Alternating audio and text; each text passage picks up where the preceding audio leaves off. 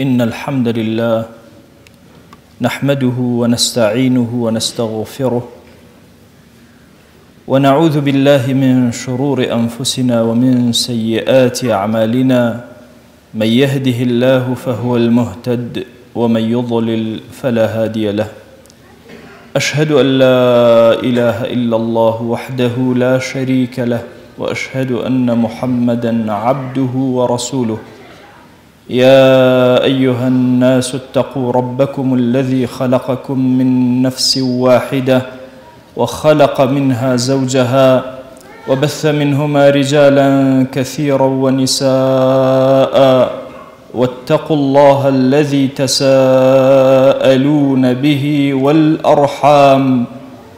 إن الله كان عليكم رقيبا. لپاش سپاس و ستایشێکی بێهامتا بۆ کردگاری مەزنوو داواکردنی درود و ڕەحمات بۆ سەرگیانی پاکی پێشەوای مرۆڤایەتی محەممەد صلی الله تعالى عليه وسلم. خۆشەویستی دڵمان صلی الله عليه وسلم ڕۆژێک لە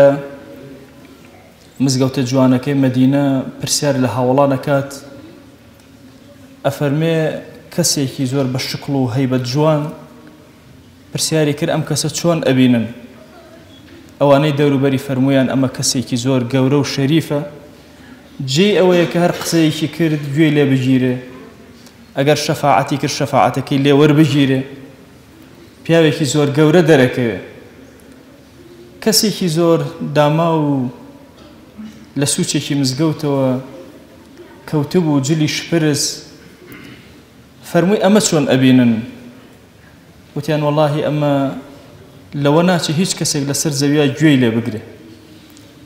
فەرمووی لهذا خير من ملء الأرض مثل هذا. فەرمووی ئەمەیان کە ئاوا ڕاکشاوە و هیچ کەسێک گوێ پێ نادا، ئەگەر کوڕەی زەوی چەندێکە بە قورسایی و بارستایی ئەو لەو کەسەی تر هەبێ، ئەم کەسە زیاتر قەدری زۆرترە لای خواتا ئەو کەسان. لێرە ئەم فەرمایشتەی پێغەمبەر صلی الله عليه وسلم پەیامێکی زۆر گەورە بە ئێمە ئەدا. پەیامەکەش ئەمەیە، نە شەهادە و نە جلوبەرگ و نە مێزەر و ڕیش و ئەمانە نابنە پێوەەر بۆ هەڵسەنگاندنی ئینسانەکان، شتێکی تر هەیە ئەبێتە پێوەەر بۆ هەڵسەنگاندنی ئینسانەکان، ئەویش بریتیە لەو تەقوا و خواناسەی کە لە ناخی ئینسانە هەیە.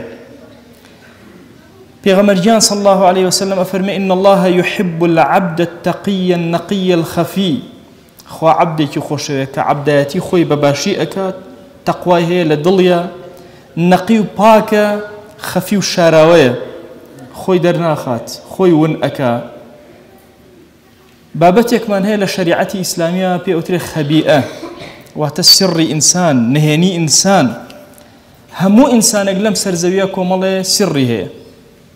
سری باش و خراپمان هەیە هەمومان. پێغەمبەرگیان صلی الله عليه وآله وسلم ئەفەرمێ من استطاع أن يكون له خبء فليفعل. لە ڕوایەتێکە خەبیئة من عمل صالح فليفعل. هەر کەس ئەتوانێ کردەوەیەکی چاکی ساڵحی پەنهانی هەبێ با جێبەجێیکە. ئێمە هەر هەومان گوناهمان زۆرە، پێویستمان بە شتێکە گوناهەکانمان بسڕێتەوە. دایکمان عایشە فەرمێ گوناهە ئاشکراکانت کردەوەی ئاشکرا ئەیسڕێتەوە، گوناهە پەنهانەکانت کردەوەی پەنهانت ئەیسڕێتەوە. هەر یەکێک لە ئێمە ئەبێ شتێکمان هەبێ لە حوزوری خوایە بۆ ڕۆژی خۆی کە ویستمان هاواری لێ بکەین، بەوە هاواری لێ بکەین و داوای لێ بکەین. ئەبێ کردەوەیکی ساڵحی وەهامان هەبێ. هەمووتان داستانی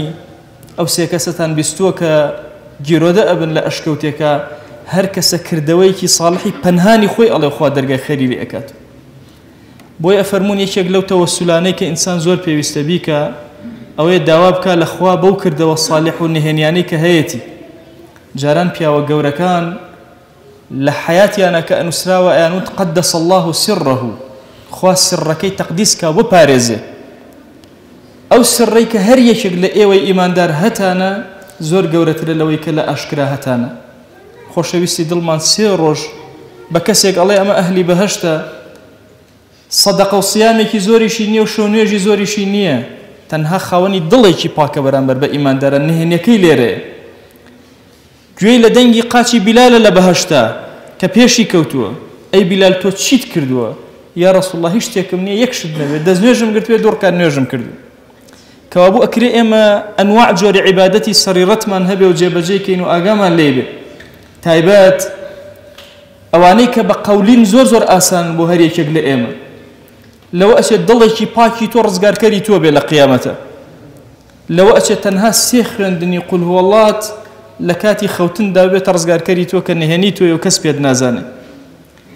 بۆیە لە فەرمایشتێکی پێغەمبەرگیانە صلی الله عليه وسلم باسی دەستنوێژمان بۆ ئەکا لەگەڵ خۆشوەردنە طبعا دوو عیبادەت کە زۆر ئیخلاصی تایە لە عەبدەکانە ئەم دوو عیبادەتەیە کە ئێمە لەوە چە زۆر کات لەزەت لە عیبادەتی دەستنوێژ وەرنەگرین تۆ هیچ کاتێک نەوە بێ دەستنوێژ نوێشکەیت بەلەشی گران نوێشکەیت باشترین عیبادەتی لە قیامەتە کردبێتت ئەمەیە بۆی ئەفەرمێ الغسل ئەمانەة والوضوء ئەمانە خۆشوەردنەکەت ئەمانەتێکە سڕێکە لە بینی تۆ خوایە دەستنوێژەکەتش بە هەمان چەشن هەر یەکێک لە ئێمە ئەبێت لەم بارە زۆر هوشیارانە مامەڵەکەین بەتابەتی ئەم زەمانە کە گوناهی سەریرەت زۆر زۆر بووە پێویستمان بە عیبادەتی سەریرەت هەیە هەر کەسەمان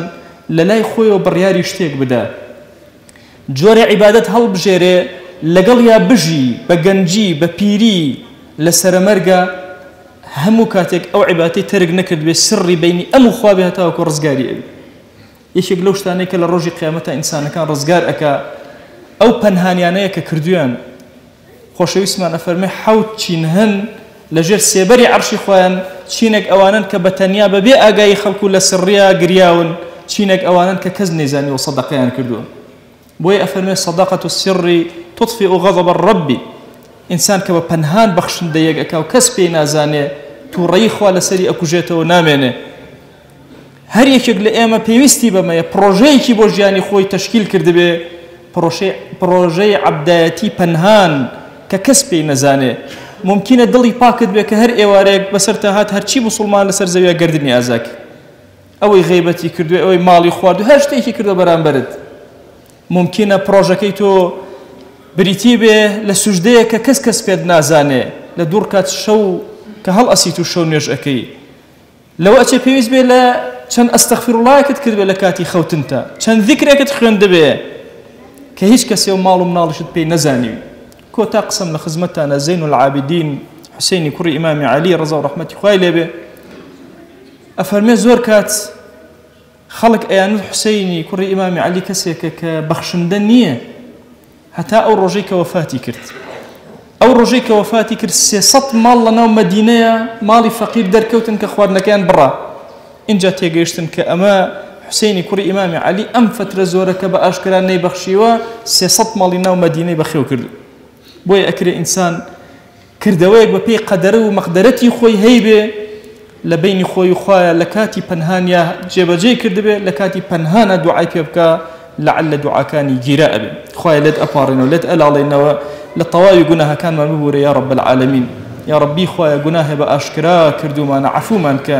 گوناهێ بە پەنهان کردومانە عەفومان کە